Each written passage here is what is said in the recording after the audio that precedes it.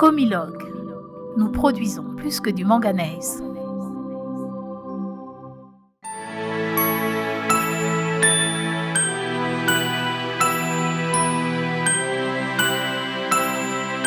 Premier producteur mondial de manganèse à haute teneur, la compagnie minière de Logoué s'inscrit depuis plusieurs années dans la responsabilité sociétale des entreprises. Fruit d'un partenariat entre l'État gabonais et la Comilog, un fonds RSE a été mis en place en octobre 2020. Oscillant entre 7 et 8 milliards de francs versés par la Comilog en fonction du résultat opérationnel courant, ce fonds comprend également 20% de la redevance minière proportionnelle de l'État. Il a pour objectif, dans ce cas particulier, de redorer l'image de Mwanda, ville minière, mais pas seulement. La RSE est née de la volonté de deux parties, l'État gabonais et la compagnie minière de Logoué. Et les deux ont convenu d'une chose, prendre une partie de leurs revenus en tant qu'actionnaire, parce qu'il faut savoir que l'État gabonais est actionnaire dans Comilog à hauteur de plus de 29%. Et que dans la part qui lui revient, dans les taxes qu'on doit verser à l'État gabonais, on prend 2% du revenu opérationnel courant de Comilog, donc qu'on appelle le ROC, qu'on consacre à la RSE, et l'État gabonais 20% de la redevance proportionnelle minière, la RMP. Et c'est ce montant qui peut fluctuer d'une année à l'autre qui va permettre, avec l'État gabonais, de s'asseoir et de définir les projets prioritaires dans le cadre de la RSE. La réhabilitation des voiries urbaines de Mwanda occupe une place prépondérante dans les projets RSE retenus. Lancée en juillet 2021, la première phase a été livrée en février 2023 et ce sont au total 6 tronçons de 23 km qui ont été réalisés et revêtus de pavés sur les 65 km que compte cette ville du sud-est du Gabon. Ces travaux rentrent dans le cadre de l'aménagement de travaux de voirie en pavé de la ville de Mwanda. Il faut savoir que la ville de Mwanda, les tronçons en général font 65 km, toutes les voiries font 65 km. Okay? Et Comilog, dans sa politique RSE, a choisi d'aménager ces voiries. Okay? Ces travaux ont commencé le 31 juillet 2021 exactement. Okay? Consistent seulement à réhabiliter des tronçons existants. Il faut dire qu'avant qu'il y a 7 ans en arrière, l'ensemble des voiries de Mwanda était pavété, était bitumé en fait, avec ce qu'on appelle un bicouche. Bicouche, c'est l'enrobé qui est le plus fin possible, qui a une durée de vie maximum de 2 ans. Okay? Donc ces tronçons sont dégradés dans le temps. Donc il y a 4 ans en arrière, les voiries étaient dans un état désastreux. Donc on a décidé de les aménager en pavé.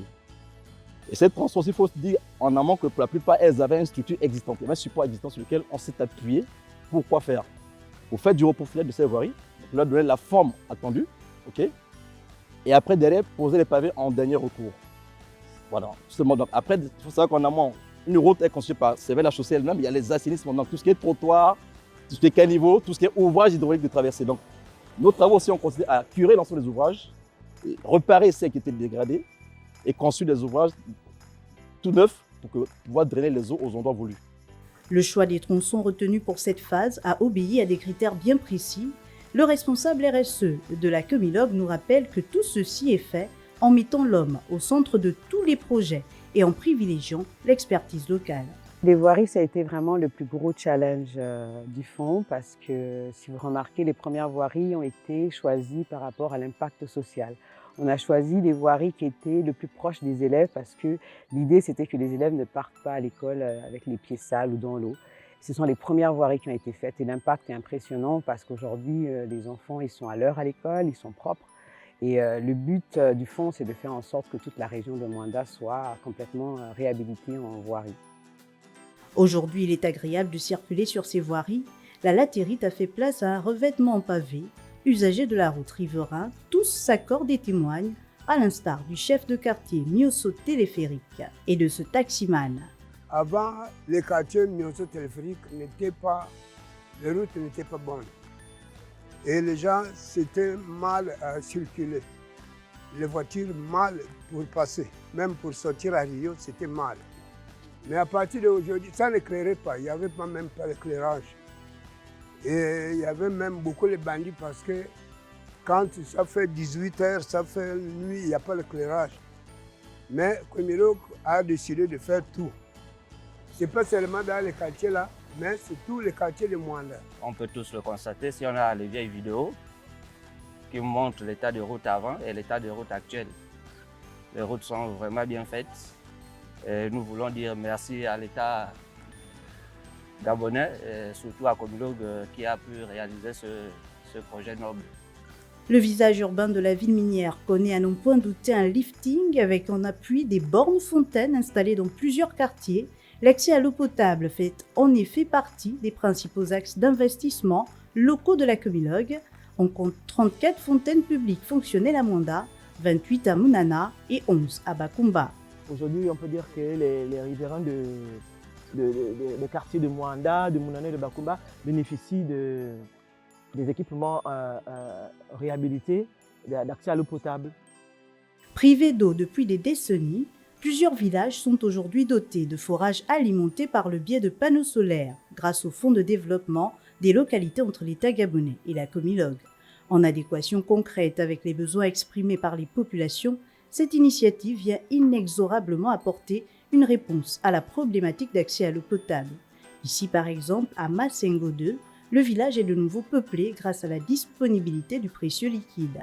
L'historique de ce projet vient du fait que lorsque Comilog a organisé une grande campagne auprès de toutes ses parties prenantes, notamment auprès des villages et quartiers de Mwanda, on a fait une espèce d'état des lieux. On a fait des rencontres avec tous les quartiers, villages de Mwanda, et dans ces rencontres-là, les populations ont fait ressortir certaines priorités. L'une des premières priorités, bien entendu, c'est l'accès à l'emploi. Et l'une des deuxièmes priorités qui est sortie de cet état des lieux-là, il y avait l'accès à l'eau. Et pour l'exemple de ce village-là n'avait pas d'eau lorsque nous avons fait cette campagne-là. Donc les populations ont émis le vœu de pouvoir avoir une eau potable dans ce village parce que les populations parcouraient des kilomètres et des kilomètres et uniquement trouvaient l'eau que dans les rivières avoisinantes. Donc à la suite de cela, le partenariat bien entendu mis en place grâce au fonds de développement des localités entre l'État gabonais et la Comilog, présenté par les autorités locales, telles que le président du conseil départemental. Il faut savoir qu'ici, nous sommes en zone rurale. Donc, certains villages ont été identifiés, notamment les villages qui n'avaient pas du tout d'eau. Et donc, le village Masengo 2 en faisait partie. Et donc là, les équipes, le projet a été validé lors du comité partenarial et mis en œuvre par le comité de gestion opérationnelle et déployé par les équipes de la Comilog pour la construction de ce forage-là. Ces forages ont été rétrocédés à l'État depuis 2 ans. Leur entretien incombe désormais au Conseil national de l'eau et de l'électricité. On n'a pas vocation à entretenir éternellement ces infrastructures. Nous, c'est avec l'État de les mettre à disposition, mais après, il faut trouver des voies et moyens pour les rendre pérennes. Quand vous circulez de nuit, les villes de Mwanda, Bakumba et Munana sont entièrement illuminées grâce à la ferme volonté des responsables de la Comilog et de l'État gabonais. Le projet consistait en fait à réfectionner l'éclairage public des villes de Mwanda, de Bakumba et de Munana, mais également d'implanter des panneaux solaires là où il n'y en avait pas, ou là où l'éclairage public était défaillant. Donc le projet a consisté à installer au total pour les 3 villes citées 1200 lampadaires solaires et à peu près 1000 lampes ont été changées dans les 3 localités. Donc notamment pour les panneaux solaires à Mwanda, nous avons installé 575 panneaux solaires dans Mwanda et ses environs. Dans l'axe Botoso-Konda, nous avons installé 100 lampadaires solaires. Dans l'axe Mouyabi-Djuto, 25 lampadaires. À Munana, 250 lampadaires et à Bakumba, 250 également. L'objectif de Comilog également dans le cadre de la RSE est de faire monter les entreprises locales. Donc notre objectif c'était de prendre des entreprises qui travaillaient à un certain niveau et de les amener un peu plus haut pour faire d'elles des majeurs dans l'économie au niveau de Mwanda, de Munana, de Bakumba et même de la province, voire même du Gabon. En fait, c'est ça l'objectif de Comilog. Donc, on a des entreprises comme EPS qui ont travaillé, qui n'avaient jamais travaillé dans la réflexion de l'éclairage public. On les a accompagnés, ils ont travaillé, ils ont très bien travaillé en plus. Ce projet d'électrification va également s'étendre le long du chemin de fer, principalement au niveau des gares allant de Franceville à Libreville.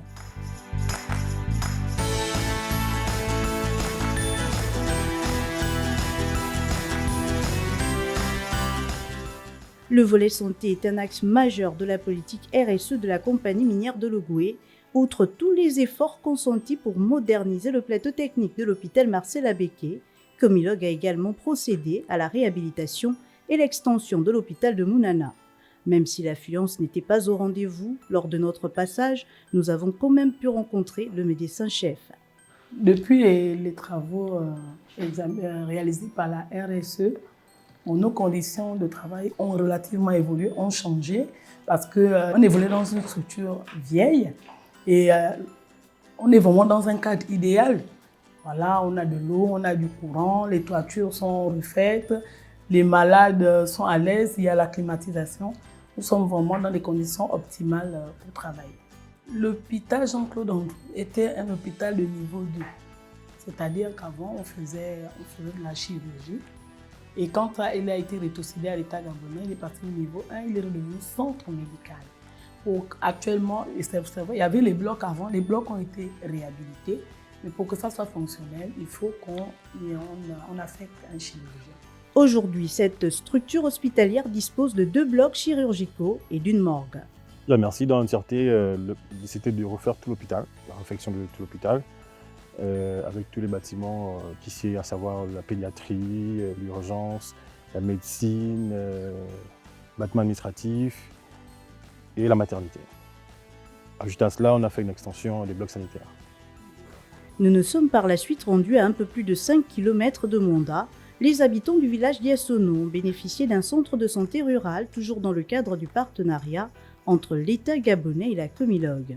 Ce centre de santé a été équipé en matériel divers et en médicaments de première nécessité et reçoit par mois plus de 600 personnes. Le centre de santé rural de Ngiassono fonctionne de telle sorte que nous recevons tous les malades qui reviennent des villages voisinants, de Massango, de Mwanda, de Mounana et plus précisément ceux de Ngiassono chaque fois.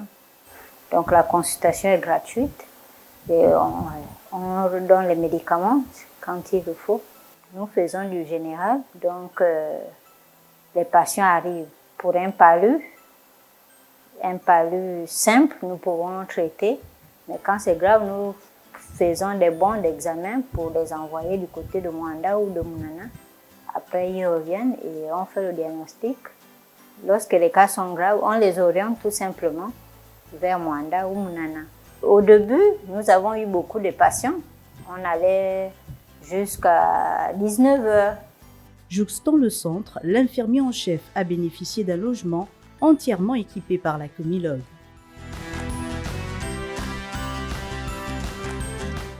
Parce que la Comilog produit plus que du manganèse, cette politique RSE contribue à améliorer le visage de Monda et partant des autres villes et villages avoisinants en offrant un saut qualitatif aux conditions de vie des populations locales.